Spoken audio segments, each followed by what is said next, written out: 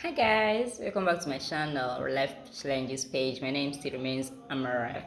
So there's a video that I saw, okay, in Bracketa family, and I actually wept. I cried. It's very saddening that this lady passed through all this for 12 good years. She even have to give birth in the prison with her hands chained and legs chained, and she forced out her baby just because of the man he got married to. Like, seriously?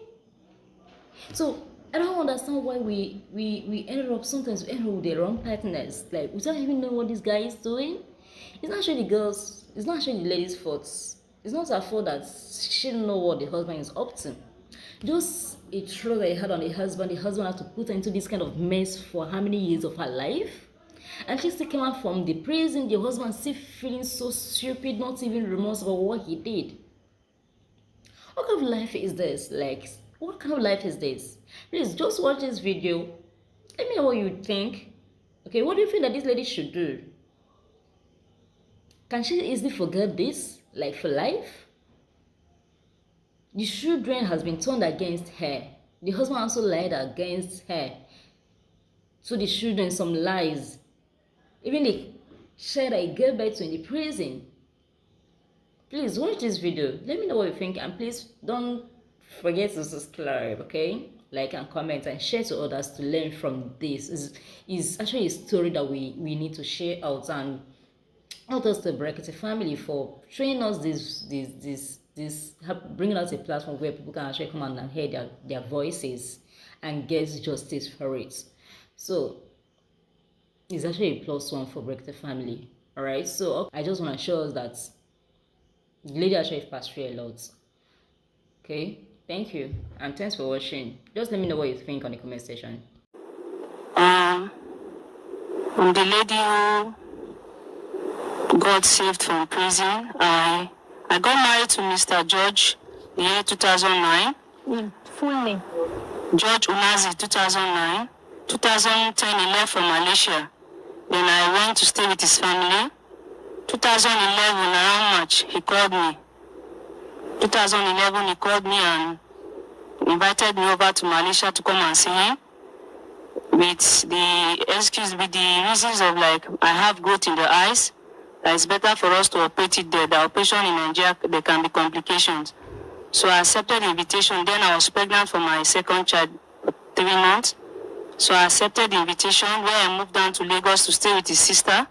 I processed the passport myself. I went to immigration office in Koyi, Lagos. I did the passport myself.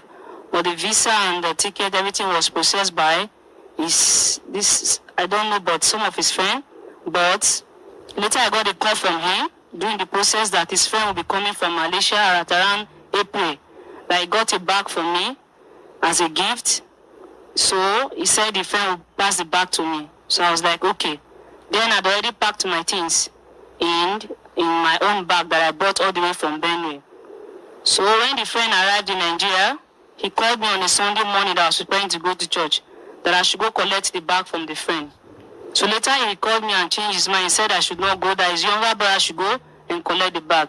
So I had to stay back. I didn't go to church for me to receive the bag. So the bag, a younger brother left in the morning, very early, and came back around after 2 to 3 like that. So when they brought the bag, the other sister was already back from the church, and the daughter, together we opened the bag. And when the bag, as soon as he brought the bag to the house, I got a call from my husband, George Unazi, that he wants me to come to bring the bag to Malaysia. I was like, my clothes are not much because I'm coming to stay for just 2 weeks. Then I was into auxiliary training. So I don't want to, like, neglect my training. So it was like, it's just for 2 weeks. He said it's just for 2 weeks, and that's why I didn't bring much clothes. So the bag I have with me is okay. He said, no, it's a kind of fancy bag that, like, when people see me with it in the airport, they will respect me.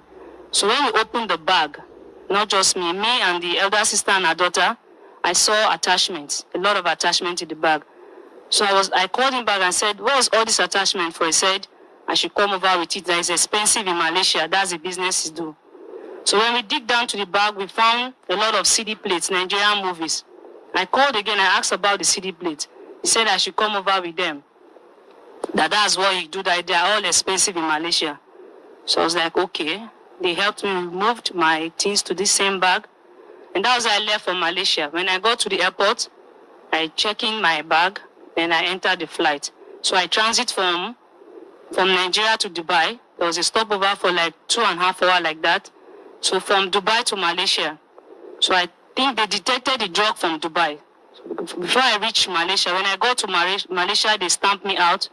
Reaching where I would collect my bag, the police were already there, but on mufti. So as soon as I touched the bag, they asked me to follow them. So I was like, why will I follow you? I don't know you. They said, just follow us. So I followed them with the bag. So when they took me to a room, they called the searching room. So they make me sit down, and they brought the bag, they brought the table, they put the bag in the middle of the room. So I was like, what is going on? I'm pregnant, I'm tired, I need to go and rest. They said, give us few hours. If we didn't see what we are looking for, you will go. So I waited. While I waited, they came with screwdriver. I saw them bringing so many things. But the one I could see clearly was screwdriver. They put the bag in the middle of the table and they opened the bag. So when they opened the bag, like they split the bag into two. Then they brought out 3 bags of drugs. They packed it by the side edge of the bag. And then they recoupled it. I became shocked. And that was how I was arrested. And from that very night, the beating started. I was beaten thoroughly because they want me to tell them about the drug. So I told them the whole story I know about the drug and how I collected the bag. But they didn't believe. So the beating was intense. From there, they took me to the lockup where I stayed for 14 days. After 14 days, they took me to the court, from the court to the prison as a remand prisoner, where I stayed for 4 years. So I stayed remand for 4 years. After 4 years, I lost my case and I was sentenced to death by hanging. But as per then, Barack Obama came to Malaysia and he pleaded and they put an end to hanging for women. So it became life imprisonment. Please continue. Okay.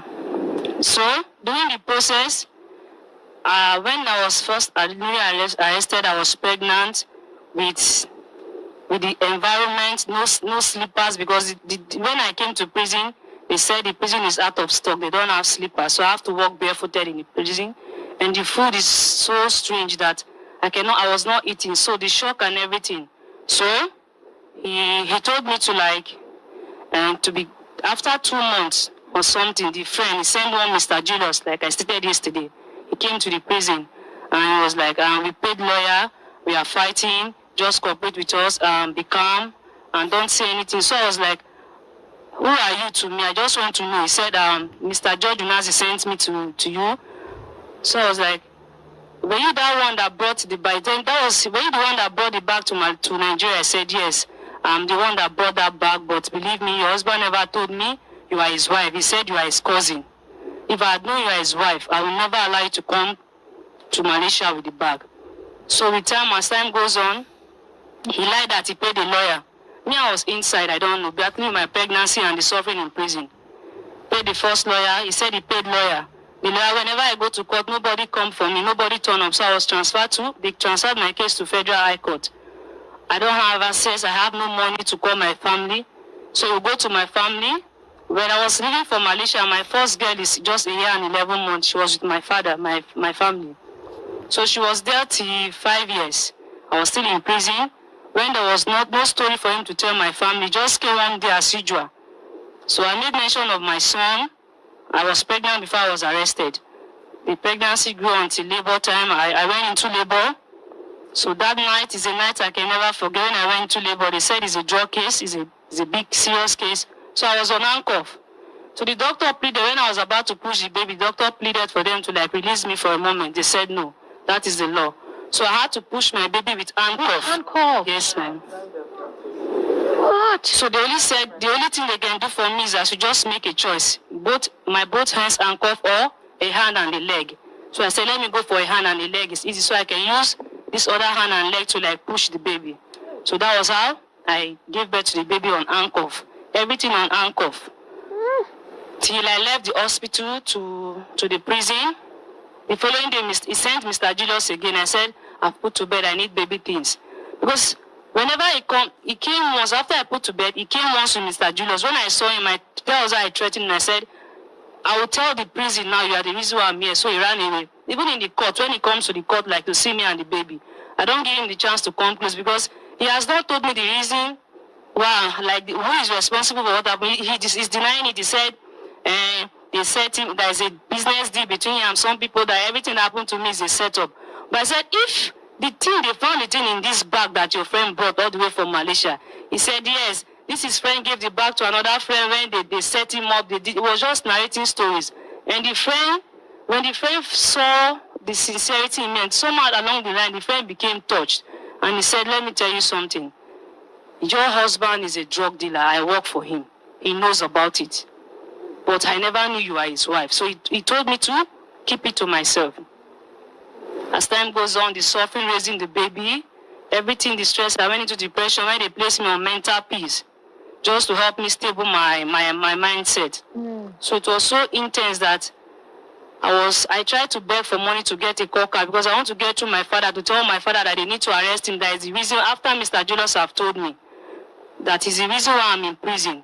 Because he told my father that it's a case of fake visa and a fake passport. So they put me behind bars, depending on when he will raise money from our appeal.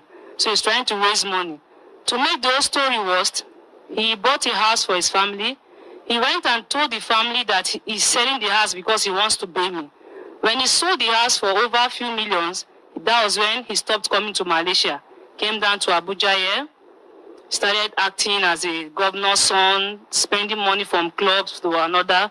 And the family started hating me. That the reason why their son run, that the son is now like from who he is to Mr. Nobody, that Mr. Zero. But not knowing every house he sold and land he sold, he used it for his own flexing and everything. When I was there, the sister came one day and came to check on my daughter. So she took my daughter to their family house. So my late father was like, this girl cannot leave this house because she looks like the mother. Whenever I see this girl, I feel at peace. I can like wait for my daughter. So my father went and my younger sister on the very day to check on my daughter. As soon as she saw my father, she started insulting my father based on everything he's telling the family. That he has spent everything he has. He even threatened to sell the house they are living in at that moment. Before the sister, they refused. The sister said, that's when I know she never liked me from onset. She said, "Nine good for Mary, nine good for her." And they tell her, say, she stay in Nigeria. She said she won't go Malaysia. I think she don't make my brother, they sell all her house, they sell everything. So she started embarrassing my father. When my younger sister wanted to fight back, my father said, don't fight. I will not say anything till my daughter comes back. They left the house. So my father firstly took my daughter back to the house, and she stayed there till she was 5 years. When I sent the second one, Victor, back, he was with my family. So this same judge came that time, because when I was in prison, I was looking for a way to contact my family. I cannot contact my family. I begged Julius. I gave Julius my father's number, but Julius is acting under his instruction because Julius worked for him. For prison there, they know they give una a chance to make call. Then they give us chance, but the card no be free. When you have money, you can buy card. And you no get money. And I no get money. I no get anybody. And even if Julius comes in, you know they allow Julius like keep money for me and I go take buy extra something. So that you no go communicate with yes. So he just come one faithful day, like normal visit. He bring things for the children. He can't tell my father, say, he won't carry the girl, go make her. That's how he ran away with my daughter and my son. Took them to Lagos to his elder sister. So when everything got to me late. Then it was when I got to life, I was sentenced to life imprisonment, that I had a chance to talk to my family. Because my lawyer now gave me money. I begged her. She gave me 50 ringgit. I cannot forget. I bought a call card, and I called my father. My father was like, hey, this is you. I said, me. I said, what happened? My father gave me all the update. I said, no. Please look for him and arrest him. This is what happened. This is what I'm going through. So my father said, recently just came around away with the children. We don't even know their whereabouts. We heard they are in Lagos. So my father said, everything that is happening, that he's not going to say anything till I come out. He's waiting. So that's when he ran away with the children, he stopped keeping in touch with my father, because now it's over years now. Now 8 years has gone by. He doesn't have any story to say. He doesn't know the lies to tell them anymore. So he just cut ties with them. So that was when my father was like, the worst has happened, and that's the reason why he has run away. So when that call card finished, there's no way I can call my father. Till when I came down, my lawyer put in for an appeal. So the worst thing is, the reason why I lost my case, my trials in the Federal High Court, was because the name in the invitation letter did not correspond with the name they found in the airport. Like when I told them I was coming to see my husband, so the judge collected the invitation letter and gave it to the officers that arrested me. So they went to the airport to check. I told them George entered Malaysia 2010 and I was arrested 2011. So when they went to check, it was a different name entirely. They saw same picture but different name. They saw one Umar King somebody. And me, I present to them George Unazi.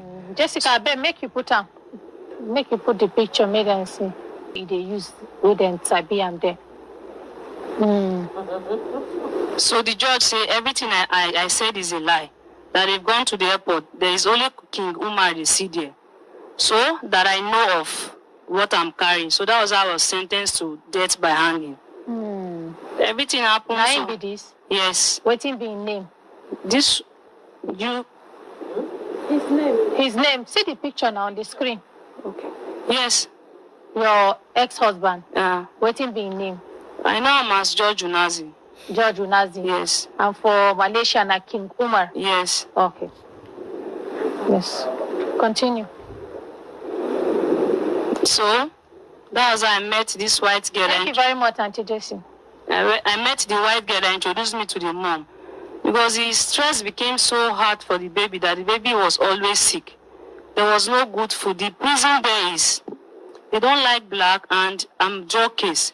So whatever food they give to me, ration they give to me is automatically what they give to the baby. There's nothing like special meal for the baby. So me, the food is sometimes half done. I'll force him like to feed him with half done rice and a kind of boiled fish. Sometimes the fish is not fresh. When you eat, you see worms coming out, but you eat to survive. So the baby was so sick that I had to. That was what you were. Now waiting on the chop there. Yes, ma. Half done rice. Yes, Malaysia know now rice be their food. So the food is before we go for lunch in the afternoon, they cook our food as early as 4 o'clock. Half done and they expose it like it needs to be cool. So before morning you go there kakaraka like. Go hard. Then our drinking water now because now tap water their water no clean. Cockroach everything they come out from the water. So then go cook them. Then they'll give us hot water, half done rice with half dry done rice like that, with maybe one boiled fish and kind of vegetable. Maybe say worm they come out, but you go just use the water wash and you eat to survive. Like fresh vegetables. Sometimes they fresh, sometimes they fresh, but if it's fresh, there's no way you discover worm inside the veggies. No, I mean they know they cook the vegetable. They go just put on for pot, turn hot water like hot water for a few seconds, few minutes like that. Then they go just put on for tray for us. And now waiting on a chop. For 12 years. Survive. For 12 years. Yes, ma'am. Inna lillahi. Please let's appreciate her.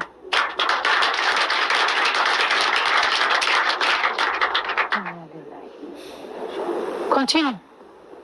So as a long sentence prisoner, they don't give you the privilege to stay in one prison. But sometimes when you stay in this prison for long, you are used to the prison, you can cope. So there's something they call prison transfer, which I fear. Because if they are to transfer you as a long-time prisoner, you are going to a prison more worse than the one you. So I suffered that. I went to almost like say 5-6 prison before the day of my release. And every experience was a bitter one and different one entirely, different food entirely as well. Because some prison, the food can be better. Sometimes they can give you fried fish.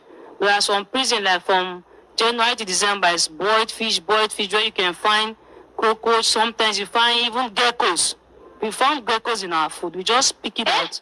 We eat. Where gecko? Yes, ma. Cockroach.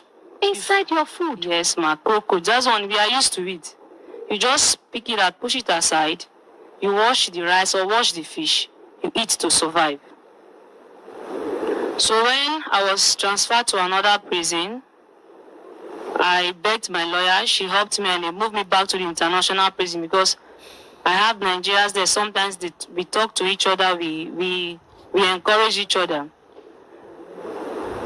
So to cut down, I moved from one prison to another, one prison to another thing. I went to a particular prison where I met a Mongolian girl. That was around 2022. I was almost coming out and I have fear for my ticket. This is going to pay my ticket because Malaysia can never buy tickets for you. Yes. Once they deport you, you wait your family to settle your ticket. So this Mongolia girl were talking, so I felt like she can help me. So something told me to open up my story to her. I told her everything. So she was like, George, how does he look? I said, which of the George you know? So she told me there's one George I know. He's not that tall. So she described him. It's exactly. So at around 2017, 18 to 19, George was in Malaysia and never came to see me in prison. He was in Bento, a state they call Bento in Malaysia. I was in Bento prison. From the prison to where George stays is just 15 to 20-minute drive. He stayed in Malaysia for a few years. Again, he never came to see me. And that lady, that Mongolian lady, Sabiam. She Sabiam because she dey work for casino. He dey play casino. She say they very specialized in gambling. So one of their big top customer there. So she know him. She say she know George. She described him exactly. She dey inside prison. Yes, she come for her visa. I think expired. They come carry her come serve for 3 months. I met Cindy from Mongolia. She gave me every information.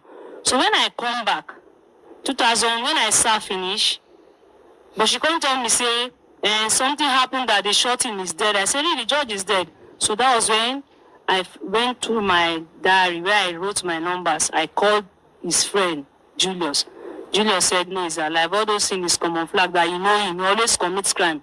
Whenever he commits crime, do something to cover it so they will think they will not come for him. They will think he's dead, really. They just went there and those his gang. They shoot gun and they distract everybody. So they will not come for him. I said, okay, fine.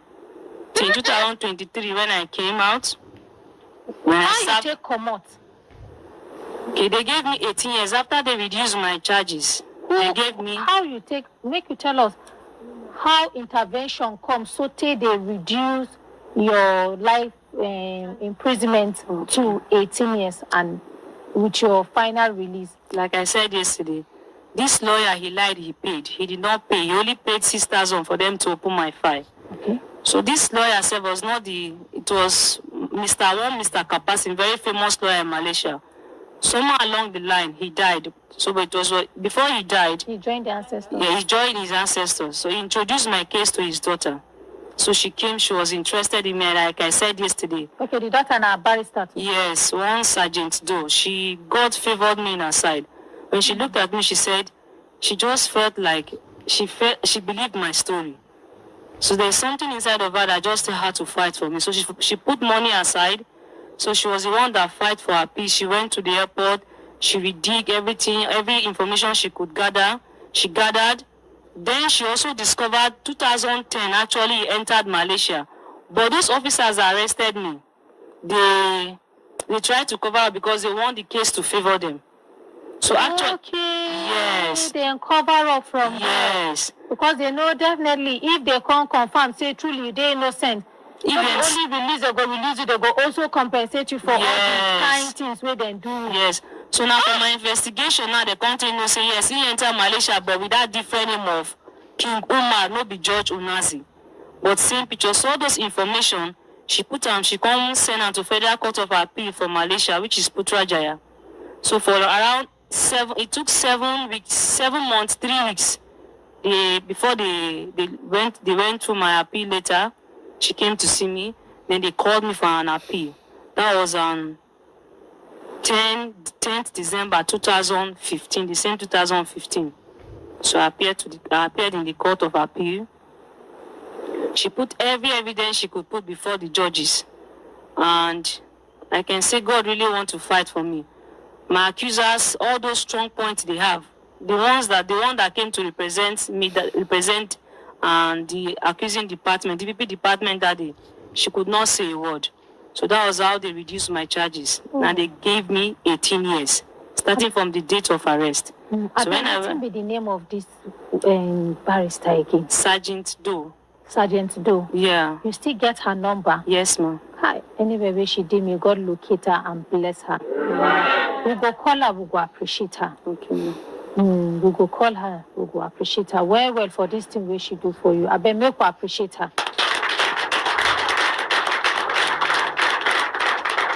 Let's continue. So that's how they reduced my charges and they gave me 18 years. So if you in the prison, there's how they count it. So 18 years became 12 years. So exactly 12 years around May 17, 2023. I was released and taken to the deportation camp. So to God be the glory. I happens to meet a pastor. He's a Nigerian man there who does charity. He comes to prison to visit people. So he was the one that helped me mention my case to the embassy. So then the embassy remembered that one somebody judge. We know that lady. She was the one that we sent the baby to Nigeria. So they came very quick for me. They provide the traveling document because the police they collected my passport. That was how exactly 14 days I stayed in immigration. I came to Nigeria, where my elder brother picked me from Lagos. He was in Abeokuta then, serving.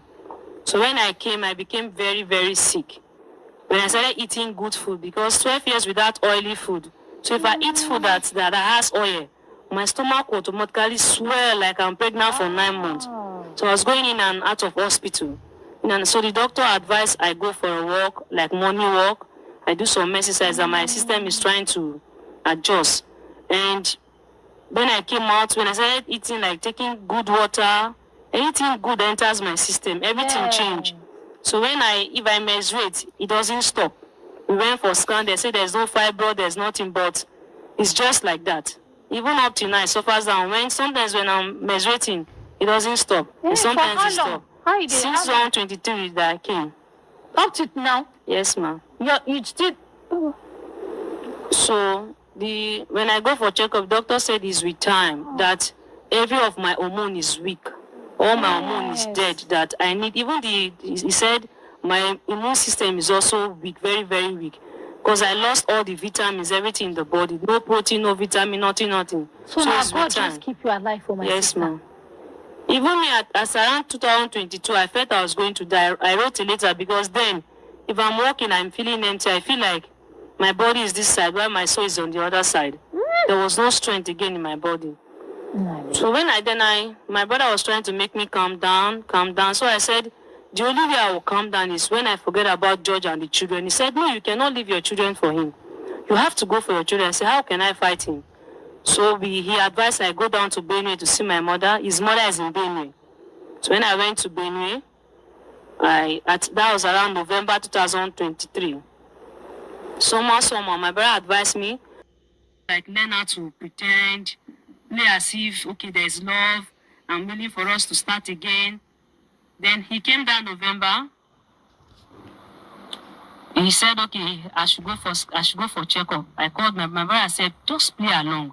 We went to check up, funny enough, when they did scan. So the doctor was suggesting, like, okay, there was nothing in the mind, that my womb is okay. But the doctor wrote some kind of drug. He said, all these doctors, I said they chop money, he was not even ready to treat me.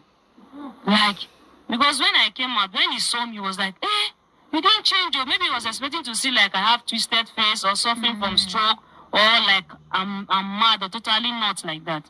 So I told my brother, I said, I won't give this guy fire. He said, calm down. Follow what I'm teaching you. So I tried to pretend again. He left for Abuja. It was December, now bring my children. I don't have money, the children cannot come. I said, bring my children. Children have not seen for 12 years. Joe, do you have heart at all? Bring these children. Are you the one catching for the children all these years? Have you been the one paying the school fees? I said, Oga, now you send me go where I go. Which woman won't born pikin, leave the pikin for another person to train him? Do you have sense at all? Can you hear what I said? He said, no promises, he will see. It was around like 22, almost few days to Christmas. The kids came, but when they came, they are scared to come to me because of what the father told them. Maybe don't go tell them, say one thing or the other to spoil your name. He said, one, I'm mentally not, I'm mad, I'm wide. Two, that now that I'm out, I told him that I want to go into drug, that I'm a drug dealer, that I want to go into drug. And secondly, that I also want to go into prostitution. So he was telling the girl that if you go, your mother is desperate to make money, she will sell you out of prostitution and make money. And you, Victor, if you go, your mother will use you to traffic drug. So when they came, they went to their grandmothers as a fear to come. This one is the mother, I don't know, like, the mother is telling me things she's not supposed to tell me. She said she begged them to come. Your mother is a good woman. Your mother has never hurt anybody before. Come, if you see her, you like her. So when they came, they saw me. I ran to them, they were like, moving away. But as a mother, I know I have to start from somewhere. So I hugged them. I was laughing. I said, ah, Princess, you're not a big girl. Ah, look at Victor. So when they saw the way I was talking to them, they followed me inside my room. They sat on the bed. I said, Princess, why are you avoiding me now? You didn't see photos of the both of us. She said she know. But they told her that I was dead. First time she heard that I am dead. And secondly, the father that I cried. And secondly, the father told her that I left him for another man. I left him the children for another man. So the hatred started when she don't even know me. When she was 8 years, she heard those stories about me. I said, really? I said, so I won't stop you from coming. She said, even this one we came, we don't want to come over. I just said, let me come and see what my mother look like. Then I'll go back. No love, just like she was talking to a stranger. Because he's trying to force this woman, this is new wife, into their life. And that's what he's trying to do. So I was like, so your father never told you the reason why I disappeared? She said, no, nobody told me. They only said you're a prostitute, or somehow they said you died, somehow they said you left that, stuff like that. So I became angry. I said, okay, it's time for me to tell them the story. I felt they are children, I don't want to disturb them. So I sat the both of them. I told them the whole story. So my daughter broke down. She started crying. So she apologized. So as God could have it, there was connection between me and her, as though we've seen. And you know what, Pastor Pamela, I like the idea where her brother tell her, even though saying that them supposed to do something they no do, but the one where she come out and he tell her say make them play along. Continue, my sister. Other brother goes to enter hand soon. When they were coming, he told them not to tell them that he's doing well, that he has a lunch. He told them to tell me that they stay in one room, that him, the new wife, and the two of them, they sleep in one room. So many lies. So my daughter said, Mommy, I know I can trust you. Just keep it secret. She told me everything. You need to protect your daughter. You understand? You need to protect her. Okay? So we're not going to talk about your daughter. Not put her for this matter. You understand? Thank you. Yes, brothers and sisters, if we now look time now, we say time, don't give us signal. Signal, we could wait a signal, we could continue to the van, not they go. We could hold them here. We will continue from here. Okay?